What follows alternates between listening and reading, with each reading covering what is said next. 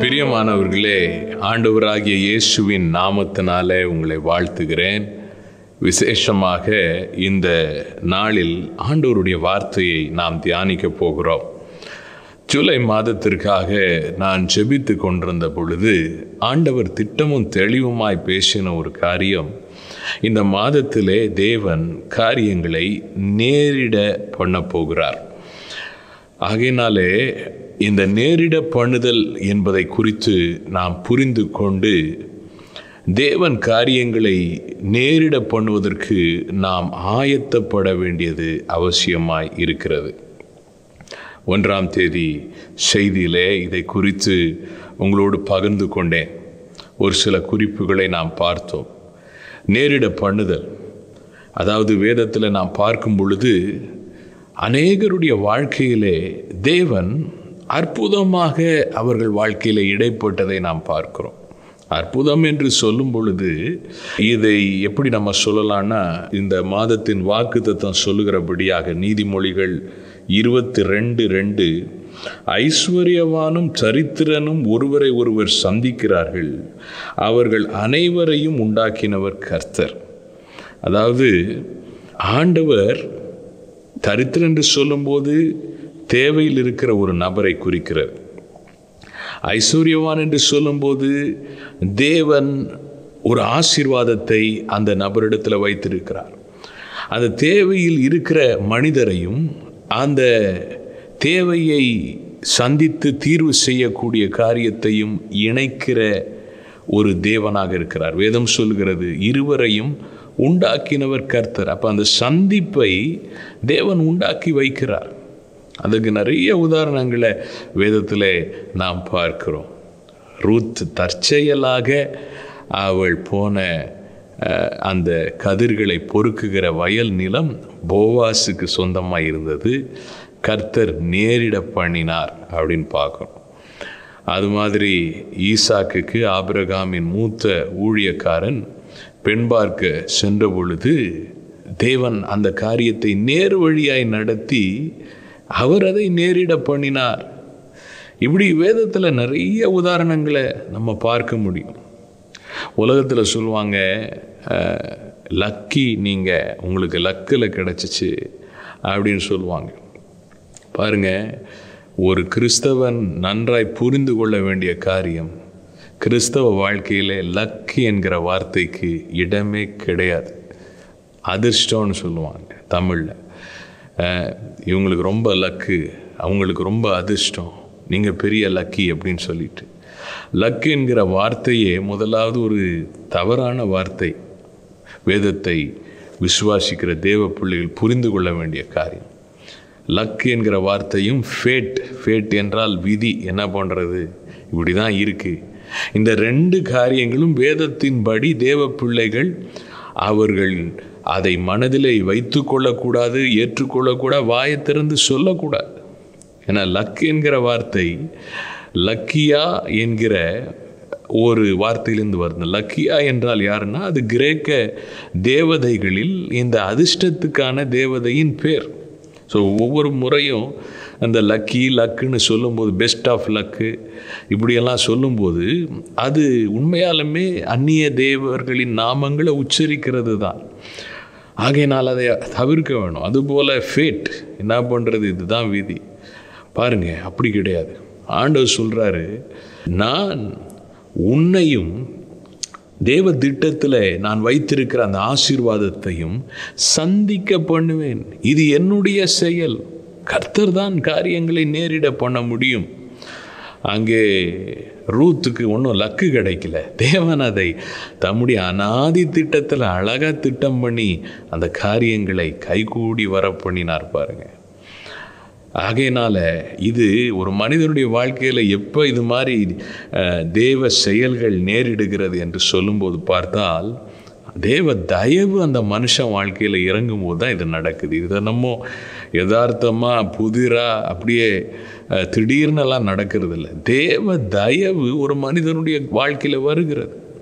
சங்கீதம் 102 நாம் பார்க்கும்போது, சீயோனுக்கு தயவு செய்கிற காலமும் அதற்காக குறித்த நேரமும் வந்தது என்று சொல்லி நான் விசுவாசிக்கிற இந்த 7ஆம் மாதம் ஆண்டவர் காரியங்களை நேரிட பண்ணும்படியாக ஒரு காலமாக அவர் வைத்திருக்கிறார். இதுக்கு நம்ம ப்ரிப்பேர் ஆகணும், ஆயத்தமாகணும். இது ரொம்ப அவசியமான ஒரு காரியமாக இருக்கிறது. சங்கீதங்களில் 37ஆம் சங்கீதத்தில் 23ஆம் வசனம் சொல்லுகிறது, நல்ல மனுஷனுடைய நடைகள் கர்த்தரால் உறுதிப்படும், அவனுடைய வழியின் மேல் அவர் பிரியமாக இருக்கிறார். அப்போ இந்த இடத்துல நம்ம பார்க்குறோம், ஒரு தேவனுடைய பிள்ளை, நல்ல மனுஷன் சொல்லும்போது கர்த்தருடைய வார்த்தையின்படியாய் நடக்கிற, கர்த்தருக்கு பயந்து நடக்கிற ஒரு தேவ பிள்ளை, அவருடைய வார்த்தையின்படி வாழ்கிற ஒரு தேவ பிள்ளை. அந்த மனிதனுடைய வாழ்க்கையிலே கர்த்தர் அவனுடைய நடைகளை உறுதிப்படுத்துகிறாராம். அப்படின்னா அவனை சந்திக்கிறார், அவனுக்கு தெய்வீக சந்திப்புகளை, தெய்வீக இடைப்படுதல்களை அவர் நேரிட பண்ணுகிற தேவனாயிருக்கிறார். ஒரு அல்லேலூயா சொல்லுவோமா? எவ்வளோ அற்புதமான காரியம் பாருங்க. இன்னைக்கு ஒரு நல்ல வார்த்தையை ஆண்டவர் உங்களுக்கு கொடுத்து உங்களை ஆசீர்வதிக்க போகிறார். உங்கள் வாழ்க்கையில் காரியங்களை கர்த்தர் நேரிட பண்ண போகிறார். அதுக்கு நீங்கள் ப்ரிப்பேர் ஆகிக்கொள்ளணும், ஆயத்தமாகி கொள்ளணும், ரொம்ப அவசியம். சங்கீதம் 101ஆம் சங்கீதத்தில் நான் பார்க்கும்போது, நீங்கள் அதை வீட்டில் வாசிச்சு பாருங்கள். அதில் தாவீதின் சங்கீதம் 2ஆம் வசனம் சொல்லுகிறது, உத்தமமான வழியிலே விவேகமாய் நடப்பேன், எப்பொழுது என்னிடத்தில் வருவீர், என் வீட்டிலே உத்தம இருதயத்தோடு நடந்து கொள்ளுவேன். அப்போ அந்த இடத்துல சொல்கிறாரு, நான் உத்தமமாக நடப்பேன் ஆண்டவரே, உங்கள் வசனத்தின்படி நான் நடப்பேன், நீர் எப்பொழுது என்னை சந்திக்க வருவீர். ஒரு ஏக்கத்தோட என் வாழ்க்கையில் எப்போ அந்த தெய்வீக சந்திப்பு உண்டாகும், எப்போ எனக்கு ஒரு தேவ செயல் நடக்கும், எப்போ எனக்கு இப்படிப்பட்டதான ஒரு சந்திப்பை நீர் ஏற்படுத்துவீர், ஒரு நேரிட பண்ணுகிற காரியத்தை எனக்கு எப்போ செய்வீர்னு உத்தமத்துக்குள்ளார வந்துட்டு அதுக்கப்புறம் அவர் எதிர்பார்க்கிறார். அதனால் கட்டாயமாக நாம் ஆயத்தப்படணும். வேதத்தில் நாம் பார்க்கிற தெய்வீக நேரிடுதல்கள் எல்லாவற்றிற்கும் பின்னணியில் ஆயத்தம் இருந்தது. ஆயத்தம் இல்லாமல் தேவனை ஆசீர்வதிக்கணும்னு ஒரு மனிதன் நினைத்தால் அவன் கனவு கண்டு கொண்டிருக்கிறான் என்று அர்த்தம். நல்ல மழை பெய்யுது, பாத்திரத்தை கொண்டு போய் திறந்து வைத்தால் அது நிரம்பும். இந்த 7ஆம் மாதத்தில் தெய்வீக நேரிடுதல்களை கர்த்தர் உங்கள் பாதையில் அனுப்புகிறார். உங்கள் இருதயத்தை தரங்க, கர்த்தர் நிச்சயமாக அந்த சந்திப்பை உண்டு பண்ணுவார். உங்களுக்காக தேவன் வைத்திருக்கிற ஆசீர்வாதம், உங்களுக்காக தேவன் வைத்திருக்கிற சுகம், இதெல்லாம் கர்த்தர் சந்திப்புகளை உண்டு பண்ண போகிறார். வேகமாக 3 விதங்களில் எப்படி நம்ம ஆயத்தப்படுத்துறதுன்னு பார்க்க போகிறோம். 1ஆம் தேதி செய்தியில் எப்படி நாம் ஆயத்தப்படுத்துவது என்பதை குறித்த ஒரு 3 குறிப்புகளை பார்த்தோம்.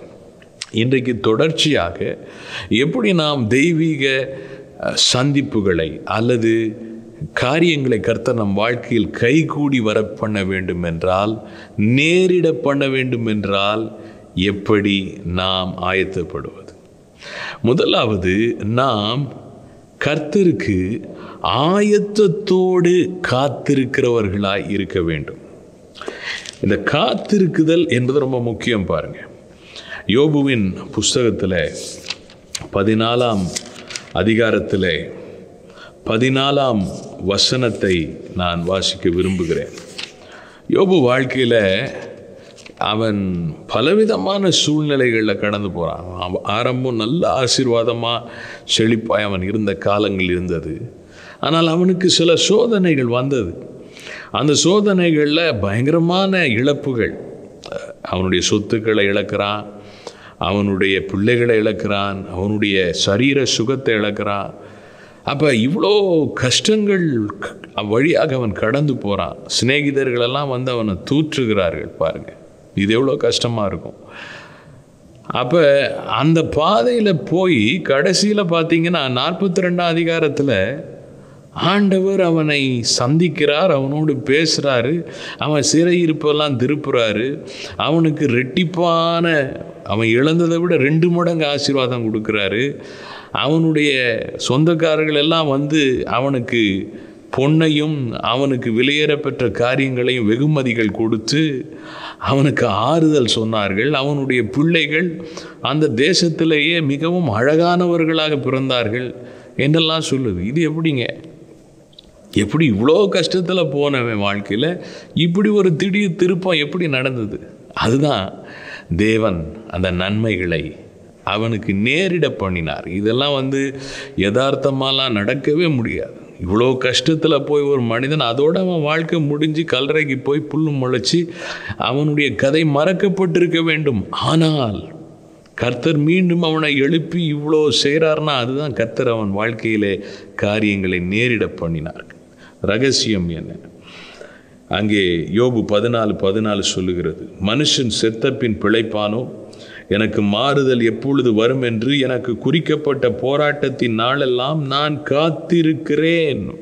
யோபு இவ்வளோ கஷ்டத்தின் மத்தியிலும் பாருங்க, அவர் சொல்றார், எனக்கு நியமிக்கப்பட்ட இந்த காரியங்கள் எல்லாம் மாறுற வரைக்கும் நான் காத்திருக்கிறேன் அப்படின்னு சொல்றார்.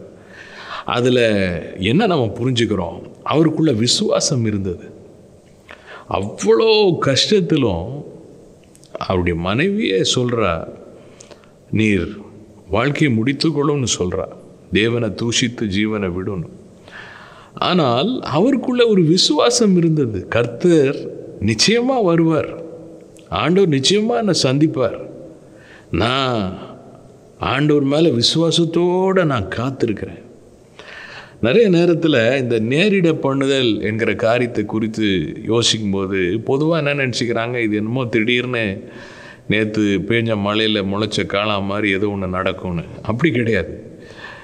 இது காத்திருக்குதல் ஒரு முக்கியமான பகுதியாக இருக்குது. ஆண்டவர் நம்ம வாழ்க்கையில் விஷயங்களை நேரிட பண்ணணுன்னா கட்டாயமாக நாம் காத்திருக்க விருப்பமுள்ளவர்களாக இருக்க வேண்டும்.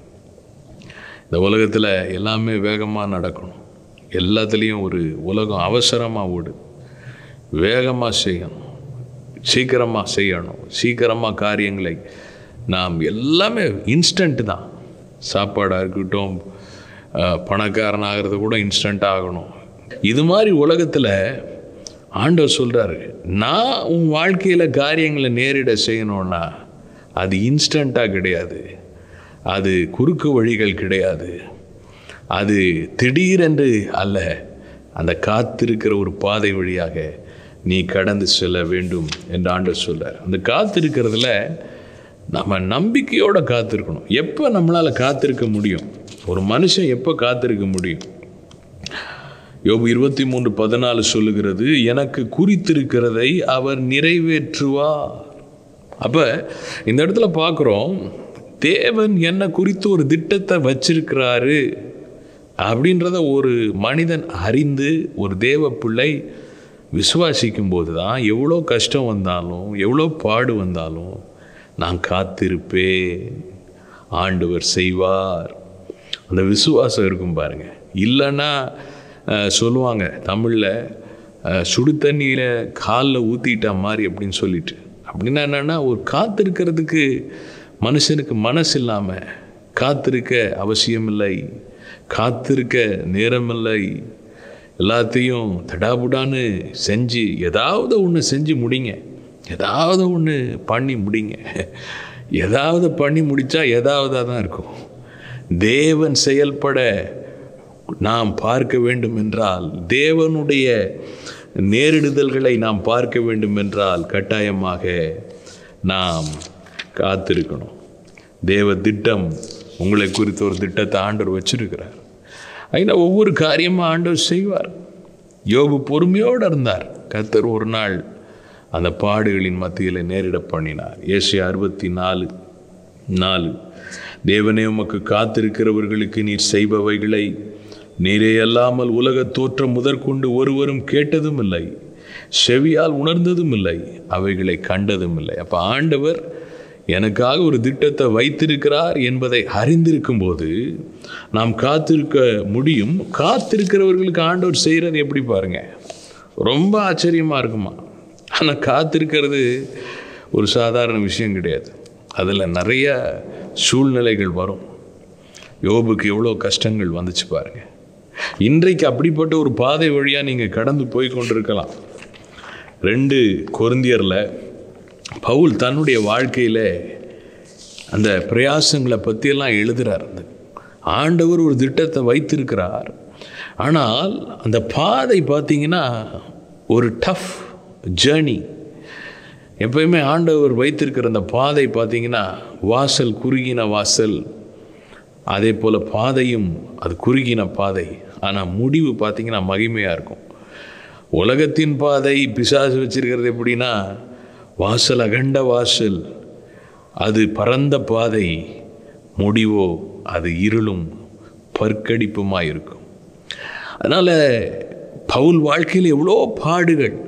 அவர் ஒரு ரொம்ப அற்புதமான விஷயத்தை சொல்கிறார். 2 கொரிந்தியர் 4ஆம் அதிகாரத்தில் 8ஆம் வசனம் 9ஆம் வசனத்தில், நாங்கள் எப்பக்கத்திலும் நெருக்கப்பட்டும் ஒடுங்கி போகிறதில்லை, கலக்கம் அடைந்தும் மனம் முறிவடைகிறதில்லை, துன்பப்படுத்தப்பட்டும் கைவிடப்படுகிறதில்லை, கீழே தள்ளப்பட்டும் மடிந்து போகிறதில்லை. அதாவது அவர் என்ன சொல்கிறாரு, நெருக்கம் எல்லா பக்கத்திலும் இருந்தாலும் நாங்கள் ஒடுங்கி போக மாட்டோம். அதுக்கு காரணத்தை பின்னாடி அவர் சொல்கிறார். கலக்கம் அடைஞ்சாலும் நிறைய கலக்கங்கள் வருது, ஆனால் மன முறிவடைய மாட்டோம். அதாவது மனசு விட்டு போக மாட்டோம். இன்னும் காத்திருப்பேன், இன்னும் விசுவாசத்தில் இருப்பேன், இன்னும் நம்பிக்கையோடு இருப்பேன். துன்பப்படுத்தப்பட்டும் கைவிடப்படுவதில்லை. துன்பம் நிறையா வருது, ஆனால் எங்களுக்கு தெரியும் ஆண்டவர் எங்களோடு இருக்கிறார், கைவிட மாட்டார். கீழே தள்ளப்பட்டும், கீழே தள்ளிட்டாங்க, கீழே விழுந்துட்டோம், ஆனாலும் மடிந்து போகிறதில்லை, அப்படியே சமாதி ஆயிட மாட்டோம், மண்ணுக்குள்ளார போயிட மாட்டோம். இதுக்கெல்லாம் காரணம் என்ன? இவ்வளோ இது ஆங்கிலத்தில் ரெசிலியன்ஸ்னு சொல்கிறாங்க. ரெசிலியன்ஸ்னால் என்னென்னா ஒரு விடாப்பிடியான ஒரு மனநிலை. காத்திருப்பேன், என்ன நடந்தாலும் பரவாயில்ல. அதுக்கு ரீசன் சொல்கிறார் பாருங்க, 13ஆம் வசனம். விசுவாசித்தேன் ஆகையால் பேசினேன் என்று எழுதியிருக்கிறபடி நாங்களும் அந்த விசுவாசத்தின் ஆவியை உடையவர்களாக இருந்து விசுவாசிக்கிறபடியால் பேசுகிறோம். இந்த இடத்துல சங்கீதக்காரன் உடைய வார்த்தையிலிருந்து சங்கீதம் 27:13 அங்கே தாவீது சொல்கிறார், நான் ஜீவன் உள்ளோருடைய தேசத்தில் கர்த்தருடைய நன்மையை காண்பேன் என்று விசுவாசியாமல் போயிருந்தால் அழிஞ்சு போயிருப்பேன், கெட்டு போயிருப்பேன்னு சொல்கிறார். அதை தான் பவுல் இந்த இடத்துல மேற்கோள் காட்டி எழுதுகிறார். ஆண்டவர் நிச்சயமாக அவர் எங்களோடு இருக்கிறார், அவர் சொன்னதை செய்வார், எனக்காக அவர் வாக்கு பண்ணியிருக்கிறார், அவர் திட்டம் வைத்திருக்கிறார். ஆகையினால் நான் போராட்டங்கள் இருந்தாலும் பரவாயில்ல, ஸ்ட்ராங்காக நிற்கிறேன், ஆண்டவர் மேலே விசுவாசத்தோடு நிற்கிறேன். தேவ பிள்ளையே, உன்னுடைய வாழ்க்கையில் கர்த்தர் பேசி கொண்டிருக்கிறார், கர்த்தர் இடைப்பட்டு கொண்டிருக்கிறார். தேவன் உன்னிடத்தில் எதிர்பார்க்குற காரியம், நீ பவுலை போல அந்த சூழ்நிலையிலும் ஆண்டவரே நான் உம்மை நம்பியிருக்கிறேன், உமக்காய் காத்திருக்கிறேன் என்று சொல்லி விசுவாசத்தோடு நீ காத்திருப்பது மிகப்பெரிய ஆசீர்வாதங்களை கொண்டு வரும். பவுல் வாழ்க்கையிலெல்லாம் அவர் பட்ட பாடுகளுக்கு அளவே கிடையாது. 2 கொரிந்தியர் 11ஆம் அதிகாரத்தை பிறகு வாசிச்சு பாருங்க. ஆனால் இப்பொழுது நான் 2 தீமோத்தேயுவில் 3ஆம் அதிகாரம் 11ஆம் வசனத்தை வாசிக்க விரும்புகிறேன். மனசை திறந்து பவுல் பேசுகிறார். ரொம்ப ஆச்சரியமாக இருக்கு பாருங்க. அங்கே அந்தியோகியா, இக்கோனியா, லீஸ்திரா என்னும் பட்டணங்களில் எனக்கு உண்டான துன்பங்களையும் பாடுகளையும் நன்றாய் அறிந்திருக்கிறாய். தீமோத்தேயை பார்த்து சொல்கிறார், அப்பா எனக்கு எவ்வளோலாம் கஷ்டம் வந்துச்சுன்னு உனக்கு தெரியும்ப்பா அப்படின்னு சொல்கிறார். எவ்வளவோ துன்பங்களை சகித்தேன். இந்த வாக்கியத்தை நான் படிக்கும்போதெல்லாம் கண்ணீர் விட்டு அழுதுருவேன். ஏன்னா ஒரு காலத்தில் பவுல் எல்லாரையும் துன்பப்படுத்தின ஒரு பவுல், அவர் அப்படியே ஆண்டவருக்குன்னு ஒப்பு கொடுத்து அந்த பாடுகள் வழியாக போய் விசுவாசத்தோட சந்தோஷமாக அதில் எழுதுகிறார் பாருங்க. எவ்வளவோ துன்பங்களை நான் சகித்தேன். ஒரு காலத்தில் ஒரு பெரிய சர்வாதிகாரியாக இருந்தவர் இப்போ ஒரு கைதி மாதிரி ஆயிட்டார். சகித்தேன். அதுதான் அந்த காத்திருக்கிறதுல இந்த சகிப்புத்தன்மை வேணும். ஆண்டவர் செய்வார். அது வரைக்கும் நான் சகிக்கிறேன். இவை எல்லாவற்றின்றும் கர்த்தர் என்னை நீங்களாக்கி விட்டார். 12ஆம் வசனத்தை சொல்றாரு, அன்றியும் கிறிஸ்து இயேசுவுக்குள் தேவ பக்தியாய் நடக்க மனதாய் இருக்கிற யாவரும் துன்பப்படுவார்கள். துன்பம் இருக்கும், ஆனால் கர்த்தர் விடுவித்தார். ஒவ்வொரு இதுலையும் அப்படிதான் சொல்றார். 2 தீமோத்தேயு 4:17 ஆண்டவர் எப்படி சிங்கத்தின் வாயிலிருந்து என்னை ரட்சித்தார்னு சொல்கிறார். அப்போ அவ்வளோ பாடுகள் தேவ பிள்ளை உன் வாழ்க்கையில் நீ ஒருவேளை பாடுகள் வழியாக, பிரச்சனைகள் வழியாக, கஷ்டங்கள் வழியாக கடந்து சென்று கொண்டு இருக்கலாம். ஆனால் ஆண்டவர் திட்டத்தை வச்சிருக்கிறார்.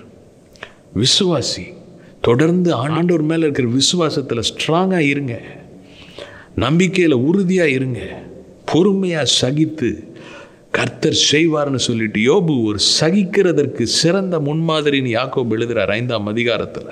எனக்கு அருமையானவர்களே, முடிவில் கர்த்தர் காரியங்களை நிச்சயமாய் நேரிட பண்ணுகிறவராக இருக்கிறார். புலம்பல் 3ஆம் அதிகாரத்தில் வாசிக்கிறோம், கர்த்தருடைய ரட்சிப்புக்கு நம்பிக்கையோடு காத்திருப்பது நல்லது. ஹல்லேலூயா. யோபின் வாழ்க்கையில் அவன் பொறுமைக்கு, அவன் சகிப்பு தன்மைக்கு, அவன் விசுவாசத்திற்கு ஒரு நாள் ஆண்டவர் ஒரு தீர்வை கொண்டு வந்தார் பாருங்க. காரியங்களை நேரிட பண்ணினார். யாருமே நினச்சிருக்க மாட்டாங்க. ஃப்ரெண்ட்ஸ் எல்லாம் அவனை ரைட் ஆஃப் பண்ணியிருப்பாங்க. இவன் கதை முடிஞ்சிச்சுப்பா, தூக்கி போடுங்க அப்படின்னு சொல்லியிருப்பாங்க. பிசாசு நினச்சிருப்பான், அடிச்சிட்டோம், அவன் உடம்பையே காலி பண்ணியாச்சு, இவன் கதை ஓவர். ஆனால் யோபு யார் ஓவர்னு சொன்னாலும் இவர் விசுவாசத்தை இவர் விட்டப்பாடு கிடையாது. நடந்ததென்ன? கர்த்தர் நேரிட பண்ணினார். யாருமே நினைத்து பார்க்காத ரெட்டிப்பான ஆசீர்வாதம். சகரியாவில் 9ஆம் அதிகாரத்தில் வேதம் சொல்லுது, நம்பிக்கையுடைய சிறைகளே அரணுக்கு திரும்புங்கள். அப்படி சிறை அனுபவமாக இருந்தால் நம்பிக்கையோடு இருந்து பாருங்க, ரெட்டிப்பான நன்மையை தருவேன், இன்றைக்கே தருவேன். இன்னைக்கு ஆண்டவர் தருவார். யாருக்கு தெரியும், இவ்வளோ நாள் நீங்கள் காத்திருந்த உங்களுடைய காத்திருக்குதலுக்கு கர்த்தர் இன்றைக்கு ஒரு தீர்வை உண்டு பண்ண வல்லவராக இருக்கிறார். இந்த வாரத்தில் ஒரு தீர்வை உண்டு பண்ண வல்லவராக இருக்கிறார். இந்த மாதத்தில் ஒரு தீர்வை உண்டு பண்ண வல்லவராக இருக்கிறார். மிகவும் அவசியம். கர்த்தர் நேரிடுதலை செய்கிற வரைக்கும் நாம் குறித்த காலம் வரைக்கும் காத்திருக்கணும். 2வது ஒரு விஷயத்தை நாம் பார்க்கும் பொழுது, ஆண்டவர் நம்ம வாழ்க்கையில் காரியங்களை நேரிட பண்ணணும், கைகூடி வர பண்ண வேண்டும் என்றால் நாம் உணர்வுள்ள இருதயம் உள்ளவர்களாக இருக்கணும். தேவனுக்கு உணர்வுள்ளவர்களாக இருக்க வேண்டும். எனக்கு அருமையானவர்களே, ஆண்டவர் பார்த்தீங்கன்னா எல்லாத்துக்கும் ஒரு டைம் வச்சிருக்கிறார். நம்முடைய வாழ்க்கையிலே ஆண்டவர் செயல்படுகிற விதங்கள் ரொம்ப ஆச்சரியமாக இருக்கிறது. ஆண்டவர் செயல்படுகிறதை நாம் புரிந்து கொள்வது ரொம்ப அவசியம். நிறைய நேரத்தில் பார்த்தீங்கன்னா ஆண்டவர் தன் வாழ்க்கையில் கிரியை செய்கிறதை குறித்து அநேகர் கிறிஸ்துவுக்குள்ளார வந்த பிறகும் அதை புரிந்து கொள்ளாத நிலையில் இருக்கிறாங்க. ஏன் எனக்கு கஷ்டம், ஏன் எனக்கு பிரச்சனை, ஏன் எனக்கு இது நடக்கலை? இஸ்ரவேல் ஜனங்கள் இப்படி முறுமுறுத்துக்கிட்டே தான் இருந்தாங்க. ஆனால் ஆண்டவர் அவங்கள ஒவ்வொரு பாதை வழியாக கொண்டு போனதுக்கும் ஒரு நோக்கம் உண்டு. சிவந்த சமுத்திரத்தில் அவர் அங்கே முன்பாக நிறுத்தி அவங்கள நிறுத்தி வைத்து பின்னாடி பார்வோன் துரத்திட்டு வர்றான். அதுக்கு ஒரு நோக்கம் இருந்தது. ஏன்னா ஆண்டவர் அதன் மூலமாக சில விஷயங்களை வெளிப்படுத்த விரும்பினார். இந்த பார்வோனை ஒட்டு மொத்தமாக அந்த சிவந்த சமுத்திரத்திலே அழிச்சிடணும்னு பிளான் பண்ணியிருந்தார். இவங்களுக்கு அது தெரியாது. என்ன அழிக்க வரான், என்ன அழிக்க வரான், ஆண்டவர் எங்கே, இங்கேயே நாங்கள் அங்கேயே செத்துருப்போம், இப்படி புலம்புறாங்க, முறுமுறுக்கிறாங்க. முறுமுறுக்கவே கூடாது. அப்படி வனாந்தரத்தில் ஆண்டவர் கொண்டு போனதுக்கு ஒரு நோக்கம் உண்டு. எல்லாத்துக்கும் ஒரு நோக்கம் உண்டு. ஏன்னா அங்கே தான் வந்து ஆண்டவர் அவங்களுக்கு அவரை சார்ந்து கொள்ள கற்றுக் கொடுத்தார். சீனாய் மலையில் தான் அவங்களுக்கு கட்டளைகளை கொடுத்தார்.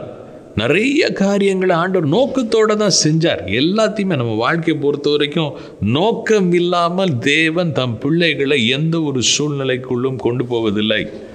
ஆனால் அநேக நேரத்தில் ஒரு பரிதாபமான விஷயம் என்னவென்றால், தேவனுடைய நோக்கத்தை அநேகர் புரிந்து கொள்வதில்லை. புரிந்து கொள்ளாமல் பேசிடுவாங்க, புரிந்து கொள்ளாமல் முறுமுறுக்கிறது, புரிந்து கொள்ளாமல் கவலைப்படுறது. அது கட்டாயமாக தவிர்க்கப்படணும். ரொம்ப அவசியமான விஷயம் உணர்வுள்ள ஒரு இருதயம். பாருங்கள், பிரசங்கியின் புஸ்தகத்தில் 9ஆம் அதிகாரத்தில் நாம் 11ஆம் வசனத்தில் வாசிக்கும் பொழுது, நான் திரும்பிக் கொண்டு சூரியனுக்கு கீழே கண்டதாவது, ஓடுகிறதற்கு வேகம் உள்ளவர்களின் வேகமும் யுத்தத்துக்கு சௌரியவான்களின் சௌரியமும் போதாது, பிழைப்புக்கு ஞானம் உள்ளவர்களின் ஞானமும் போதாது, ஐஸ்வர்யம் அடைகிறதற்கு புத்திமான்களின் புத்தியும் போராது, தயவு அடைகிறதற்கு வித்துவான்களின் அறிவும் போதாது, அவர்கள் எல்லாருக்கும் சமயமும் தேவ செயலும் நேரிட வேண்டும். இடத்துல ஆண்டவர் என்ன சொல்றாரு? எப்பா, நீ எவ்வளோதான் முயற்சி எடுக்கலாம், நீ எவ்வளோதான் அறிவாளியாக இருக்கலாம், நீ எவ்வளோதான் ஆட்களை போய் சந்திக்கலாம், செய்யலாம், ஆனால் உன் காரியங்கள் உன் பலத்திலே நடக்கிறதில்லை என்பதை நீ புரிஞ்சுக்கணும். நீ அதெல்லாம் செய்யணும்.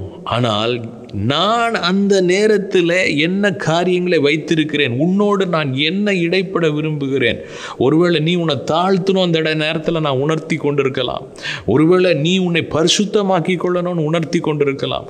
ஒருவேளை நீ எனக்கு முதலிடம் கொடுக்கணும்னு உணர்த்தி கொண்டிருக்கலாம். அதெல்லாம் நீ விட்டு உன்னுடைய காரியங்களிலே ஓடிக்கொண்டிருந்தால் போதாது. ஏன்னா தேவ செயல் உனக்கு நேரிடும் போது தான் காரியங்கள் வாய்க்கும். தேவ செயல் நேரிட்டால் ஒரு மனுஷனுக்கு இமைப்பொழுதில் ஐஸ்வர்யவானையும் தரித்திரனையும் சந்திக்க பண்ணுகிற தேவன் ஒருவர் இருக்கிறார். காரியங்களை வாய்க்க பண்ணுவார். ஹல்லேலூயா. அதனால உணர்வுள்ள இருதயம் மிகவும் மிகவும் அவசியமாக. பல நேரத்தில் இந்த உணர்வுள்ள இருதயம் ஒரு மனுஷனுக்கு எப்போ வரும்னா, மனசை திறந்து கொடுத்து ஒரு கஷ்டமான நேரத்து வழியாக போகும்போது பார்த்தீங்கன்னா, பிரசங்கி 7ஆம் அதிகாரத்தில் 14ஆம் வசனம் சொல்லுகிறது, வாழ்வு காலத்தில் நன்மையை அனுபவித்திரு, தாழ்வு காலத்தில் சிந்தனையை செய். இந்த இடத்துல ஆண்டவர் ஒரு ஆலோசனையை பிரசங்கி மூலமாக கொடுக்குறார். நல்லா யோசிச்சுப்பார். உன் வாழ்க்கையில் இந்த காரியங்கள் எதற்காக, நான் உன் வாழ்க்கையில் என்ன சொல்ல விரும்புகிறேன், உன்னோட என்ன இடைப்பட விரும்புகிறேன், கொஞ்சம் டைம் எடுத்து யோசி மகனே, கொஞ்சம் நீ நேரம் எடுத்து யோசி மகளே அப்படின்னு ஆண்டவர் அப்படியே பிள்ளைகளோட பேசுகிறார். பாருங்கள், நிறைய நேரத்தில் பார்த்தீங்கன்னா இந்த உணர்வு அல்லது உணர்வுள்ள இருதயம் எப்போ வரும் அப்படின்றத நம்ம முதலாவது புரிஞ்சுக்கணும். ஆண்டவர் என்னோட என்ன பேச வர்றார், ஆண்டவர் என்னோட என்ன இடைப்பட வர்றார். இது நிறைய பேர் சொல்லுவாங்க, இது எப்படி தெரிஞ்சுக்கிறது பாஸ்டர், இது எப்படி நான் புரிஞ்சுக்கிறது, எனக்கு தெரியலையே, தெரிஞ்சால் நல்லா தான் இருக்கும் அப்படின்னு சொல்லிட்டு. பாருங்கள், ஒருத்தவங்க என்ன சொல்ல விரும்புகிறாங்க, ஒருத்தவங்க என்ன செயல்பட்டு இருக்கிறாங்கன்னு சொல்லிட்டு நம்ம எப்போ புரிந்து கொள்ளணும்னு பார்த்தீங்கன்னா, முதலாவது அவங்களுக்கும் நமக்கும் ஒரு உறவு இருக்கணும். ரெண்டாவது, அவங்க நம்ம மேலே அக்கறை வச்சுருக்கிறாங்கன்னு புரிஞ்சுக்கிட்டா நிச்சயமாக அவங்க செய்கிற ஒவ்வொரு விஷயத்தையும் நம்ம உற்று கவனிப்போம். வீட்டில் எடுத்துங்களேன், வீட்டில் நம்ம மேலே அக்கறையாக இருக்கிறாங்க அப்படின்னும்போது அவங்க சமைக்கிற காரியத்தில் அக்கறையாக அவங்க என்ன செஞ்சுருக்காங்கன்றதை நம்ம கவனிப்போம். ஓ, இது மாதிரி செஞ்சுருக்கியே, நல்லா இருக்கே அப்படின்னு சொல்லுவோம். ஒவ்வொரு விஷயத்திலும் நம்ம கவனிப்போம். சந்தோஷமாக வீட்டில் இருக்காங்களா, இல்லை வருத்தத்தோடு இருக்கிறாங்களா, நம்ம உணர்வு உள்ளவர்களாக இருப்போம். எப்போன்னு பார்க்கும்போது நம்ம மேலே அவங்க அக்கறையாக இருக்கிறாங்க அப்படின்ற எண்ணம் முதலாவது வரணும். சங்கீதம் 40 சங்கீதக்காரர் ரொம்ப அழகாக சொல்கிறார் பாருங்க, 17ஆம் வசனம், நான் சிறுமையும் எளிமையுமானவன், கர்த்தரோ என் மேல் நினைவாய் இருக்கிறார். பார்த்தீங்களா, தாவீது சொல்கிறாரு, நான் ரொம்ப சாதாரணமானவன், ரொம்ப கஷ்டப்படுறவன், ரொம்ப பெரிய ஆள் கிடையாது, ஆனாலும் ஒரு விஷயம் எனக்கு தெரியும், கர்த்தர் என் மேல் நினைவாக இருக்கிறார். ஆண்டவர் என்னை நினச்சி பார்க்குறாரு. ஆண்டவர் நினைவு எப்பயுமே என் மேலே இருக்குது. சங்கீதம் 8 சங்கீதக்காரன் எழுதுகிறாரு, மனுஷனை நீ நினைக்கிறதற்கும் மனுஷகுமாரனை நீர் விசாரிக்கிறதற்கும் அவன் எம்மாத்திரம். எனக்கு அருமையானவர்களே, இன்னும் சங்கீதம் 139 பார்த்தீங்கன்னா, என் உட்காருதலையும் என் எழுந்திருக்குதலையும் அறிகிறீர், என் நினைவுகளை தூரத்திலிருந்து அறிகிறீர். அதாவது என் மேலே கண்களை வச்சுட்டே இருக்கிறீங்க ஆண்டவரே. தேவப்பிள்ளையை உங்களுக்கு ஒன்று தெரியுமா, ஆண்டவருடைய கண்கள் உங்கள் மேலே இருக்குது. உலகத்தில் நீங்கள் பெரிய ஆளாக இருக்கலாம், இன்றைக்கி கஷ்டமான ஒரு பாதை வழியாக நீங்கள் கடந்து போயிட்டுருக்கலாம், சவால்கள் உங்களுக்கு இருக்கலாம். ஒன்றை நான் உங்களுக்கு சொல்ல விரும்புகிறேன், ஆண்டவர் உங்கள் மேலே அக்கறை உள்ளவராக இருக்கிறார், கரிசனை உள்ளவராக இருக்கிறார். இதை நம்ம புரிஞ்சிக்கும் போதே ஆட்டோமேட்டிக்காக நம்ம மனசில் என்ன தோணும்னா, எவ்வளோ ஆண்டவர் நம்ம மேலே அக்கறை உள்ளவராக இருக்கிறாரே. அப்போ நான் அவரை குறித்து உணர்வுள்ள இருதயத்தோடு இருக்கணும். ஆண்டவர் என்கிட்ட என்ன பேசுகிறாரு? இந்த ஒரு சம்பவம் நடந்திருக்கு என் வாழ்க்கையில், ஏன் நடந்துச்சு? ஆண்டவர் என்கிட்ட எதுவும் பேச விரும்புகிறாரா? நான் எதுலையாவது குறைப்பட்டு இருக்கிறேனா? நான் எதை சீர்படுத்த வேண்டும்? ஆண்டவர் ஏதாவது எனக்கு கற்றுக் கொடுக்குறாரா? நம்ம பொதுவாக என்ன செய்கிறோன்னா, மற்றவங்களை குறை சொல்கிறோம். ஒரு பிரச்சனைனா உடனே அவங்க இப்படி செஞ்சுட்டாங்க, இல்லைன்னா என்ன சொல்லுவோம், நமக்கு எல்லாருக்குமே நல்ல ஒரு எக்ஸ்கியூஸ் என்னன்னா, சாத்தான் எனக்கு கஷ்டம் கொடுத்துட்டான், சாத்தான் படுத்திட்டான் பாஸ்டர், சாத்தான் எனக்கு இப்படி வந்து தொந்தரவு கொண்டு வந்துட்டான். எல்லா தொந்தரவுக்கும் காரணம் சாத்தான் கிடையாது, நம்ம வசதியாக அவன் பேரை சொல்லிக்கிறோம், அவ்வளோதான். சில நேரத்தில் தேவன் கூட சில காரியங்களை அனுமதித்திருப்பார் நம்முடைய வாழ்க்கையில். நாம் புரிந்து கொள்ளுகிறோமா? உணர்வுள்ள இருதயம் தேவை. வேதத்தில் கர்த்தர் காரியங்களை நேரிட பண்ண வேண்டும் என்றால் அவர் நம்மேல் அக்கறை உள்ளவராக இருக்கிறார் என்பதை நாம் உணர்ந்து கொள்ள வேண்டும். ஒரு சிறந்த உதாரணம் யோனா தான் பாருங்க. இந்த யோனா வாழ்க்கையில் நம்ம 4 அதிகாரம் தான் இருக்குது. அதில் ஒரு பெரிய அற்புதமான விஷயம் என்னென்னா, எல்லா விஷயங்களையும் கர்த்தர் நேரிட பண்ணினார். உதாரணமாக இந்த யோனா வாழ்க்கையில் அவன் கர்த்தருடைய சத்தத்தை கேட்டு கீழ்ப்படியாமல் நினிவேக்கு போய் பிரசவம் பண்ணாமல் தர்ஷீஷுக்கு போகிறார். கரெக்டாக அந்த இடத்துல புயல் வருது, கடல். அப்போ புயலை நேரிட பண்ணுறார். எதற்காக நேரிட பண்ணுறார்? யோனா மனம் திரும்பணும். யோனா மேலே அவருக்கு அவ்வளோ அக்கறை. யோனாவை குறித்து ஒரு பெரிய திட்டம் வச்சுருக்கார். யோனா மூலமாக தான் ஒரு தேசமே காப்பாற்றப்படணும். இது எவ்வளோ பெரிய திட்டம் பாருங்கள். உங்கள் மூலமாக ஆண்டவர் பெரிய திட்டங்களெல்லாம் வச்சுருக்கிறார், உங்கள் மேலே நினைவாக இருக்கிறார். ஆனால் அவன் அதை புரிஞ்சிக்கவே இல்லை. அவன் என்னமோ ஆண்டவர் அவனை எப்பயுமே போட்டு ஒரு டார்கெட்டாக வச்சு குத்திக்கிட்டே இருக்கிற மாதிரி நினச்சிட்டான். இல்லை, ஆண்டவருக்கு தான் மேலே அக்கறை இல்லாத மாதிரி நினச்சிட்டான். ஆனால் உண்மை என்னென்னா, ஆண்டவர் அவன் மேலே அவ்வளோ அக்கறையாக இருந்தார். அவனை தூக்கி அப்புறம் கடலில் போடுறாங்க. அங்கே ஒரு பெரிய மீன் விழுங்குது. அதையும் பாருங்கள், அது சாதாரண விஷயம் கிடையாது. கர்த்தர் அந்த இடத்துல ஒரு நேரிட பண்ணுகிறார். அவன் அப்படியே தண்ணியிலே உளுந்து மூழ்கி செத்து போயிருக்கலாம், அது நடக்கலை. கர்த்தர் நேரிட பண்ணுகிறார்.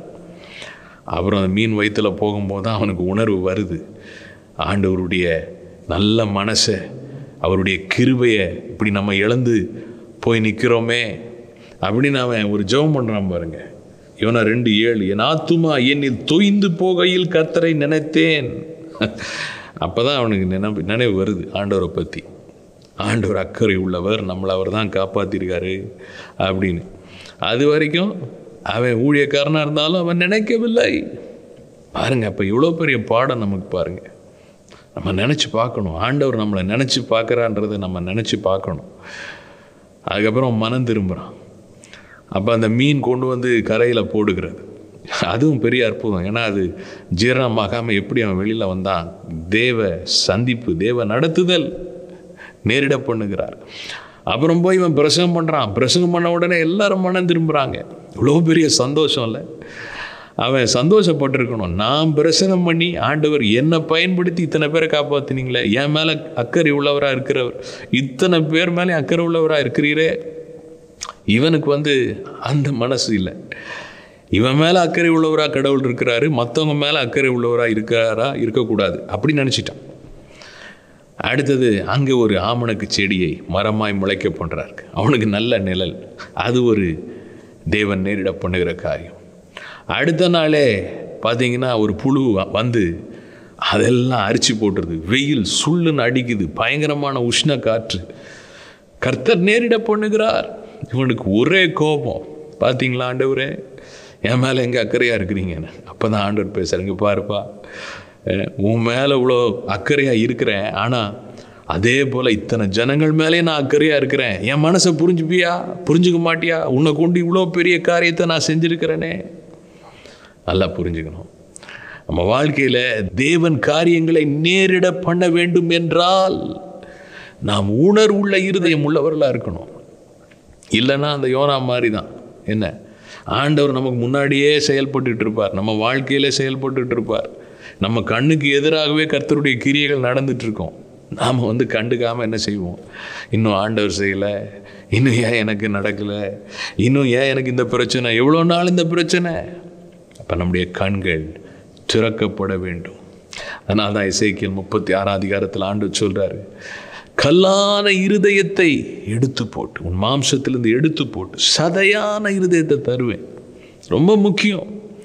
உணர்வுள்ள இருதயம் நமக்கு எவ்வளவுக்கு எவ்வளோ இருக்கிறதோ, சென்சிட்டிவ். ஆண்டவரே, என் மேலே நீங்கள் ரொம்ப கரிசனை உள்ளவராக இருக்கிற ஆண்டவரே, ஆண்டவரே என்னோட பேசுகிறத நான் கேட்டு கீழ்ப்படிய விரும்புகிறேன்.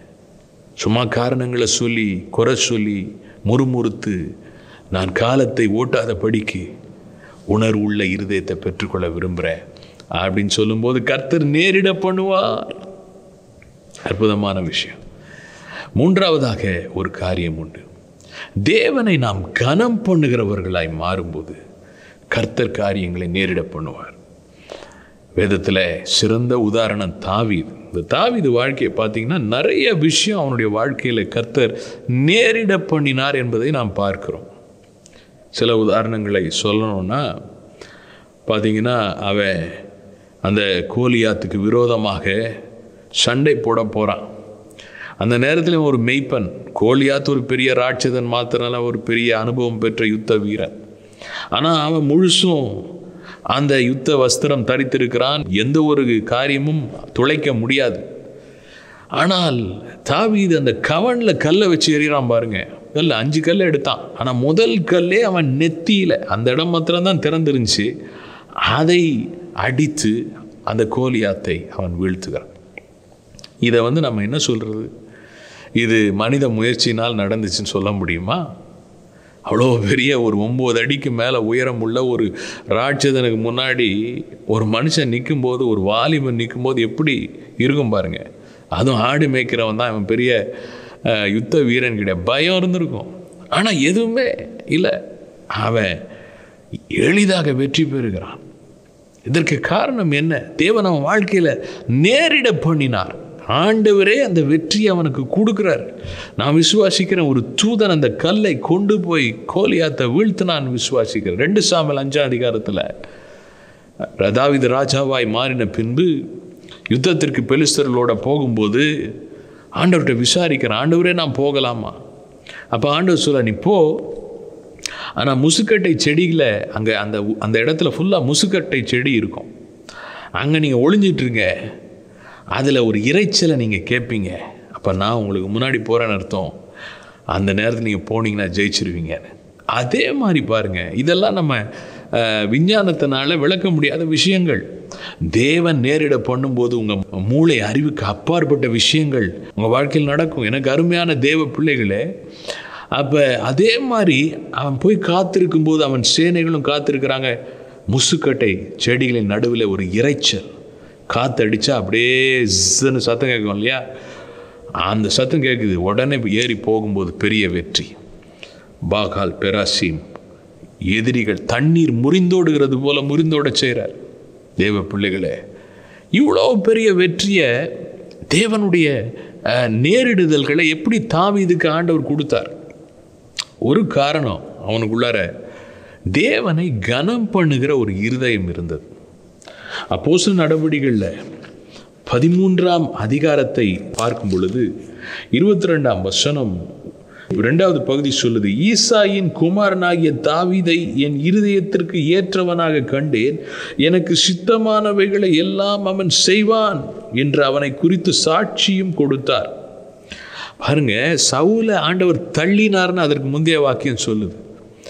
சவுலை தள்ளி தாவீதை ராஜாவா ஏற்படுத்தி தாவீதை கொண்டு பெரிய காரியங்களை செய்கிறாரு. ஆண்டவர் காரியங்களை நேரிட பண்றார். அதாவது சொல்லுவாங்க, தொட்டதெல்லாம் துலங்கும் அப்படின்னு சொல்லிட்டு, all he touches becomes gold அப்படின்னு சொல்லுவாங்க. அது மாதிரி தாவீது தொட்டதெல்லாம் துலங்குச்சு. அவன் வாழ்க்கையில் நன்மைகளை நேரிட பண்ணினார். அவன் எடுத்து வைக்கிறதுலலாம் வெற்றி தான். காரணம் என்னன்னு பார்க்கும்போது, அவன் தேவனை கனம் பண்ணினான், தேவனுடைய காரியங்களை கனம் பண்ணினான், தேவனுடைய தீர்க்கதரிசிகளை, அதாவது ஊழியக்காரர்களை, தனக்கு கர்த்தர் கொடுத்தவர்களை கனம் பண்ணினான்.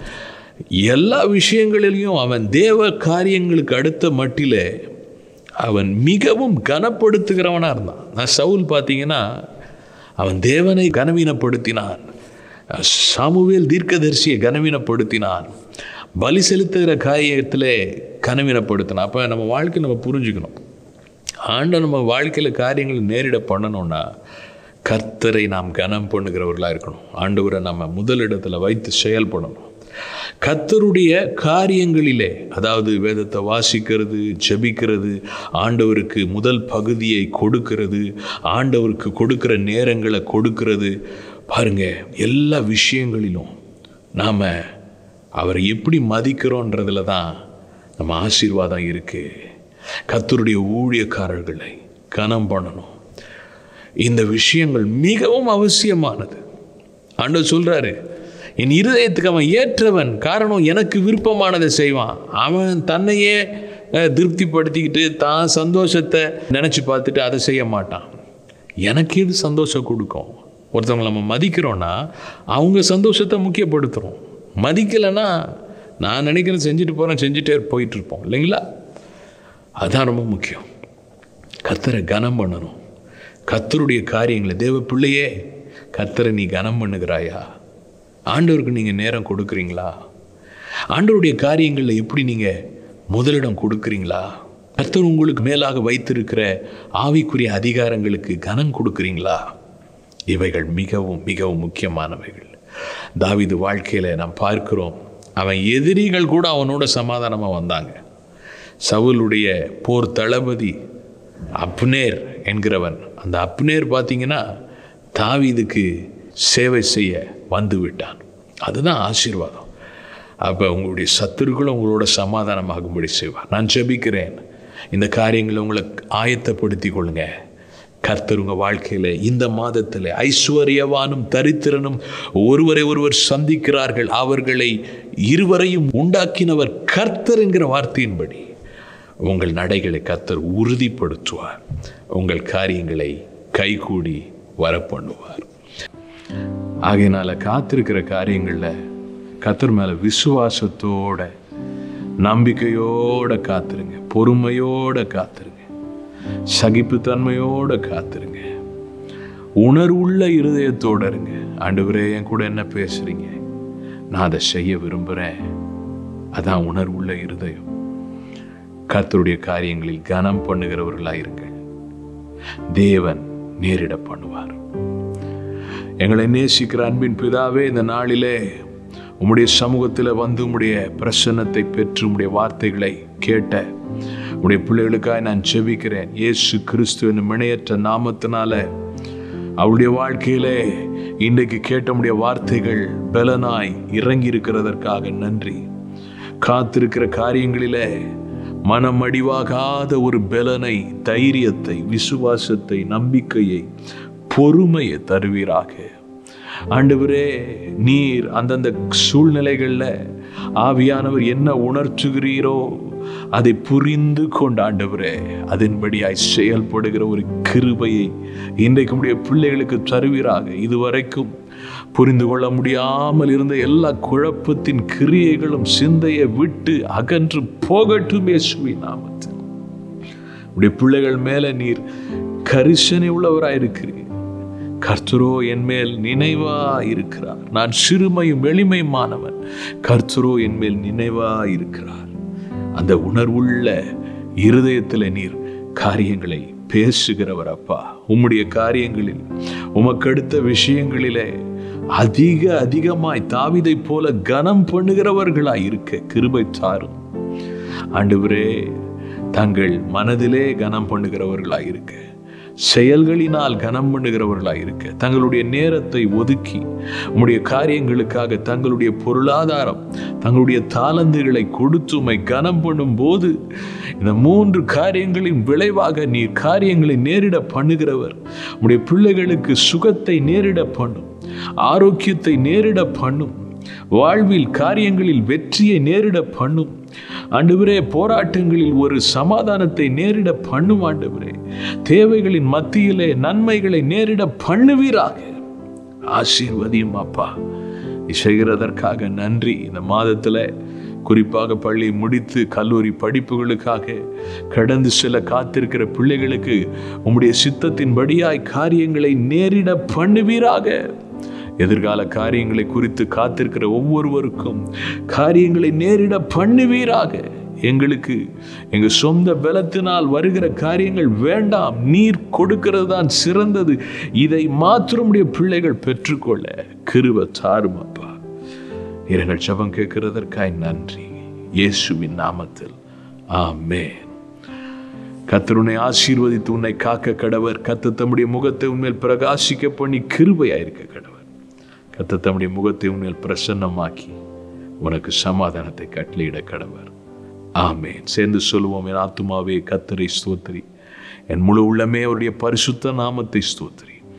என் ஆத்துமாவே கர்த்தரை ஸ்தோத்திரி, அவர் செய்த சகல உபகாரங்களையும் மறவாதே. கர்த்தரால் நீங்கள் ஆசீர்வதிக்கப்பட்டவர்கள்.